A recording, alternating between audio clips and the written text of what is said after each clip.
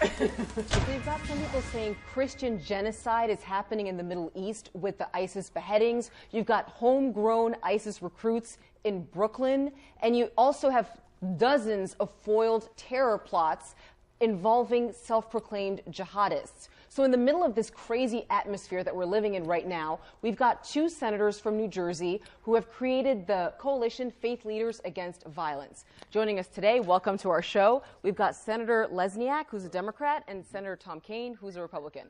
So tell us about your effort. Well, what we want to do is get the message out. A message that is there, but nobody wants to cover it. Thank you guys for covering it. We have faith leaders throughout this state, all religions, joining together and saying an attack on one religion is an attack on all religions. And that's a message that needs to get out, because the other message is being promoted within other communities, and it's only generating fear and more violence. The more we can get that message out, the better, the less likely that we'll have these violent acts. The strongest statement, the strongest anti-violence statement at our press conference was Imam Dean Sharif from Newark.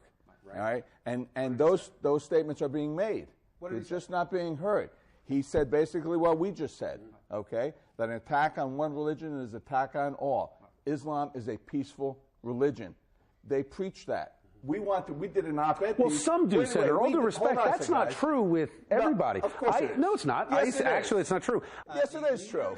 You go back to the ISIS leaders. I mean, these guys are interpreting the Quran from the 8th century, and they are doing it in the name of what the Quran is, what's written in the Quran. They're using religion as an excuse to gain power and control. These are human beings misusing religion. Holding hands and singing Kumbaya doesn't really work when you're dealing with terrorists who are calling their act an Islamic act. This is one part of an approach. This is not the overall approach. There are strategic, there are structural, there are military, there are a whole host of answers to that solution. What we are saying is there's one component where individuals see examples of common ground, and that's what we're promoting. So let's switch gears. Atlantic City is on the minds of a lot of folks, and the governor takes a lot of heat for the failed Rebel Casino. Politicians take a lot of heat locally. In the legislature, Atlantic City is not working. How did Vegas do it without an ocean, without a beach? And one of the things that you and I found common ground on with the sports betting was you've got this opportunity to open up gambling to every mom and pop, eatery, every bar, everywhere throughout Atlantic City. That's what they did in Vegas. There are slot machines in the airport. I do not want to turn New Jersey into Las Vegas. That would be a big mistake. By focusing on... Why? Profitable? We don't want that. We don't want profit. We don't want revenue. Seriously? We don't want solvency. Seriously? Seriously. Right? Have you been to Las Vegas? Yes, of course. I would legalize gambling to every bar and restaurant. Why should the small business owner be excluded? Because it already is, right? But it's not legal.